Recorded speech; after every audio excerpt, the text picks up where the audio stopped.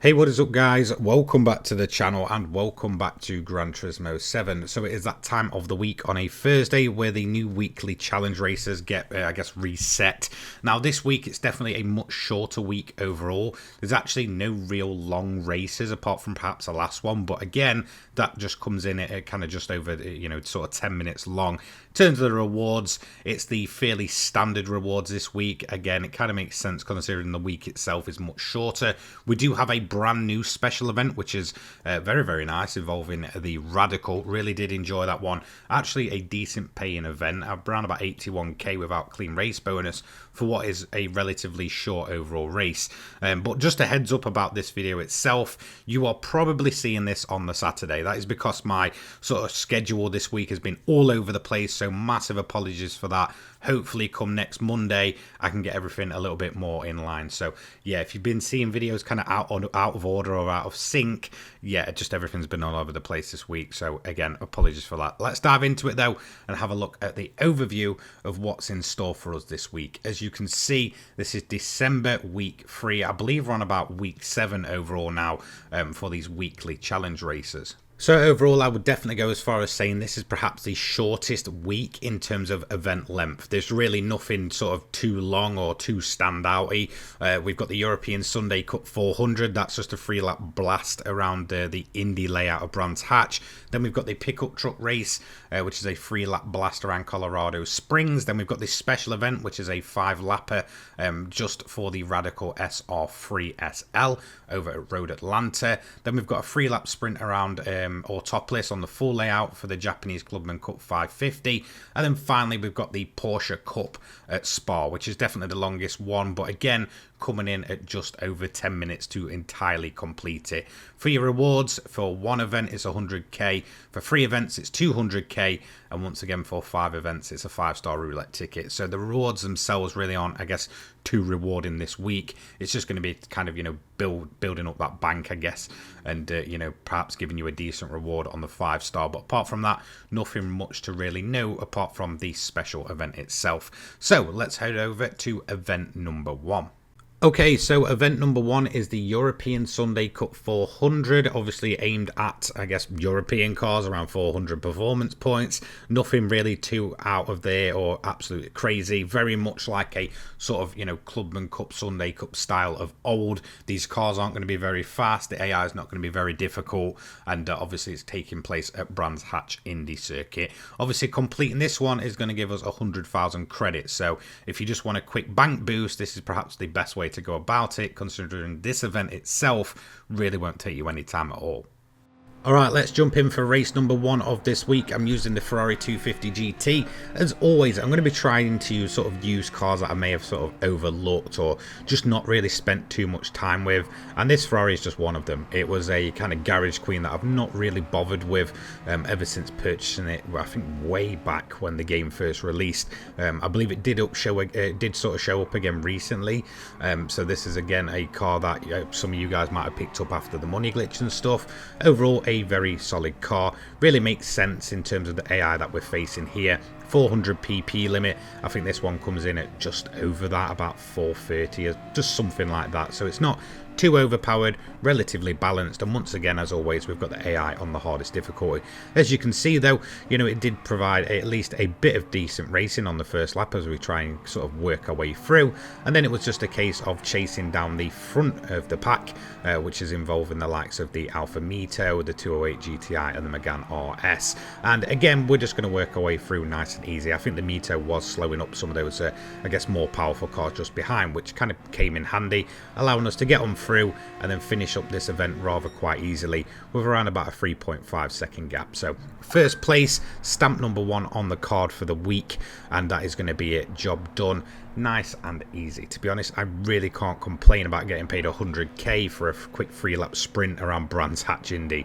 So let's move over to the prices, the payouts, and what you can expect. So again, relatively easy event overall, 10.5k in terms of the credits. Again, very much in line with some of these sort of, I guess, easier events. That is with the clean race bonus as well, so 50% applied to that, and obviously the 100,000 credit ticket reward for completing our first first event of the week. Obviously, one for one, the second for the third, and then finally the third for the fifth. In terms of this event, I don't think anyone's going to have any issues. I don't necessarily need to go through this. Just pick any car you want. The PP limit isn't set in stone, so I'm pretty sure if you want to just blast around in a very fast European car and get this done even quicker, you can do that, and you're going to be earning 100k on top. So let's move over to event number 2 and have a quick look at the overview for that one. Event number 2 gives us the pickup truck race at Colorado Springs. Now, in terms of this event, it is going to be a full dirt event, coined with the really janky dirt physics. But overall, it's a relatively easy and simple sprint race. This is the second time these have shown up. Obviously, the first time it was for the new Lake Louise, I believe, on, I think, week 1 of these challenges. So moving into this event, honestly, can't really give you any tips, to be honest. It was overall very, very easy. I believe there isn't a PP limit on the vehicles themselves. I just went for a stock F-150 here, and it did the job nice and easy, even on the highest difficulty. So I honestly don't think people will have problems with this event. I think the main thing that's going to make it difficult is just the fact that the dirt physics in this game are absolutely bust and pretty much awful. In terms of the AI that you're up against, I think most of them are relatively stock in terms of their performance, and to be fair, the overall AI themselves, in terms of their quality, they're just terrible off-road. They're really prone to making mistakes, which I'll kind of show you when it came to overtaking and getting the lead here in this event. But definitely you shouldn't be having any issues with those.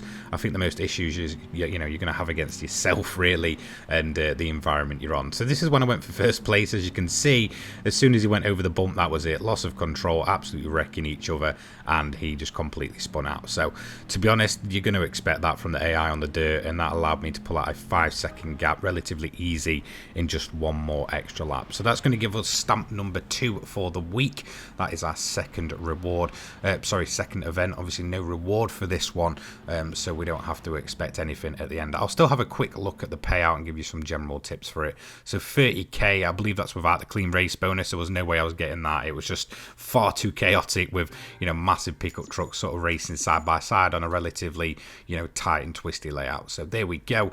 In terms of the event itself, though, for some brief tips, just kind of take it easy and just race at your own pace.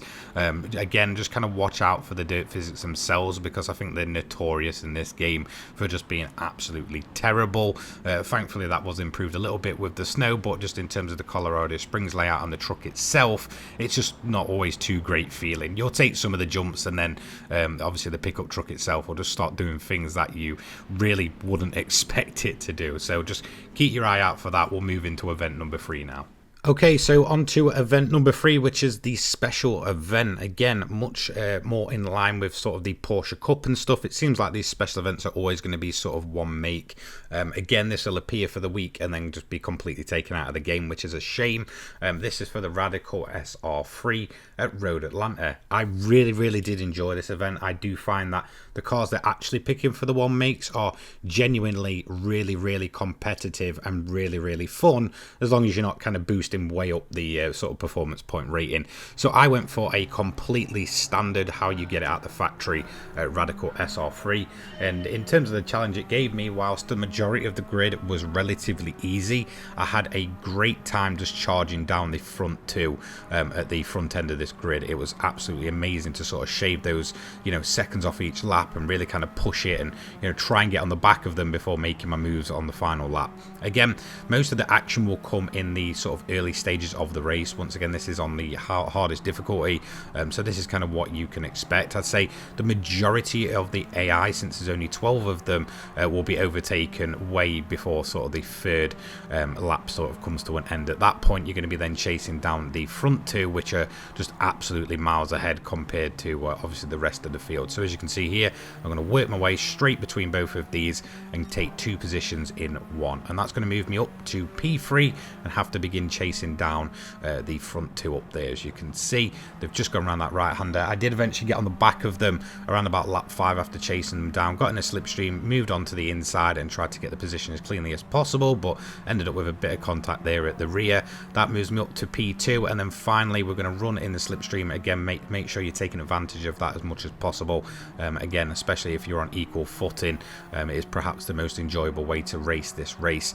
As you can see, slight twitch of the rear end there on this yellow radical just up ahead. We're then going to move it down the inside, get ourselves on the curb, and just try our best to try and get through here in this relatively small gap. A little bit of contact once again, but we do take P1, and that's going to line us up for a relatively enjoyable win. Much more enjoyable in terms of these special events than it is for actually the majority of the already pre-made events. I'd say the racing is much more competitive with this sort of one-mate race feel that we get with the likes of the Porsches and the Radical. In terms of the payout though, even without the claim race bonus, it's 81k, and that's going to give us our second reward of the week, which is the 200,000 credit ticket, which leaves us with just one more reward to finally go ahead and collect.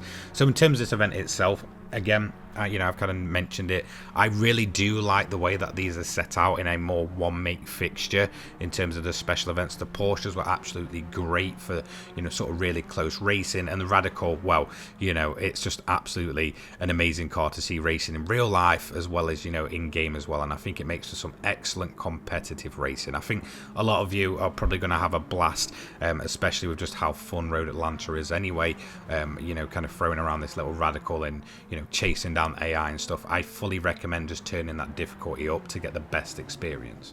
Now let's move on to event number 4. Again, this feels sort of like a step back. It's rather quite strange. This event is, again, far too easy. I don't think anyone's going to have any trouble here. Very, very short in terms of the overall event length as well, at 3 laps around the full Autopolis layout, aimed at 550 performance point cars, obviously from Japan. So again, let's dive straight into the event. So I actually went with the Honda Sports VGT. It's a car I've never driven before, but I genuinely really enjoyed driving this thing. It just feels fantastic to drive. In terms of the performance point rating, it is pretty much overpowered, but not to a ridiculous amount. It's more of a VGT that's based in reality. Now, in terms of this event, I really don't like this one. It feels far too much like sort of, chase the rabbit and all that kind of stuff. You're constantly just working your way through the most randomly placed cars. It really doesn't feel like a race more than sort of a parade, apart from maybe a few cars up front. And as you can see, I got to them by the sort of start of lap 2 and then just tried to get my way past, and that's pretty much it. This was a very disappointing event to use. It's one that I remember as just being boring overall, even when I first played the game, and then to just kind of see it return, it's just no better even now, to be honest. There's not really much to kind of take away from this. I don't think anyone's going to have any issues, and overall it's just a very, very dull event at Autopolis. So there we go, that is stamp number 4, and we'll go ahead and look at the payout for this one. So in terms of the payout, it's really, really poor as well. 20,000 credits without the clean race bonus for a race that feels like it was dragged out for at least a lap too much. That third lap just feels completely pointless. So again, payout not too great for this one. No reward for getting that one done either. Now, in terms of this overall event, like I said, you really shouldn't need any help. It's just a typical chase down the front of the pack, and it is way too obvious in this one as well. The cars are massively spread out. You might see a bit of competition up front, but apart from that, that is literally it. Overall, a very, very dull event. Okay, so event number 5 is the Porsche Cup at Spa. Now, in terms of this event, it is PP limited. It's definitely the longest of the bunch, taking just over 10 minutes to complete. Again, still not really on the sort of, I guess, usual length side. There's no tyre wear, no fuel use or anything like that. So again, it's a relatively straightforward event, but once again does highlight my main complaint with GT7. And that is, once again, it's a completely, chase down event. And it's even worse here, beyond belief. The first place Porsche will actually run way off into the distance in comparison to everything else. That it's going to take you a very, very long time to even get near it, and once you do, there is a chance that it might speed itself up or just completely make a mistake. It's really not an enthralling event. So the majority of your overtakes once again are going to be done anywhere from between lap 1 to 3 on the highest difficulties, especially if you're using a car that isn't, I guess, pushing the PP limits. I'm just just using the absolutely standard Porsche 911 GT1 here. And as you can see, by the time I'm coming towards the end of lap 2, I'm going to pretty much overtake everyone apart from that final Porsche, which is way ahead up in the distance and is only going to begin to, absolutely spread out its lead. I did actually manage to get past the Porsche here at the end of lap 4, so another full 2 laps of chasing later. However, I did actually have a spin on lap 5, meaning that I completely dumped this event and ended up getting P2. However, the completion conditions are P3, so realistically, it really doesn't bother me. I've completed this event a long time ago, so we do take P2 from this event. In terms of the payout, 52,500 for P2 without a clean race bonus. Again, a little bit disappointing, but does pay a little bit better than some of the events. And that is going to give us our final reward, the third one of the week, which is a 5-star roulette ticket reward. Now, in terms of this event, like I said, although it's a little bit lengthier and definitely the longest of the week, you still won't need to worry about anything such as sort of tyre wear, fuel use or anything like that. I believe the PP limit is about 650. I think the car I'm using here sits at around about 620. So again, if you do want to kind of push up towards that 650 limit, it's going to make the event overall much easier. But to be honest, it's a typical just chase down first place and that's kind of it sort of event. I'm not a huge fan. Let's move over to the rewards though. We're going to add 100,000 credits to our account for getting the first event done. For the third event, we're going to get 200k, and then finally the 5-star roulette ticket reward, which this week is going to give me the most completely pointless reward I've ever had. I've not needed an invitation since around about April or May of 2022 when they opened them all up and I bought up all of the cars, and so yeah, we're going to receive that anyway. So a bit of a slap in the face and overall a relatively, I'd say, poor week. I just really wasn't too much of a fan this week. It's really not that engaging, apart from maybe that special event in the middle, which is perhaps the highlight overall of this week. So there we go. That is the weekly challenge races for this week. Let me know what you think down below. If you're having any trouble with any of them, just again let me know and I'll try and direct you best I can, and I will see you in the next one. Take care guys. Peace.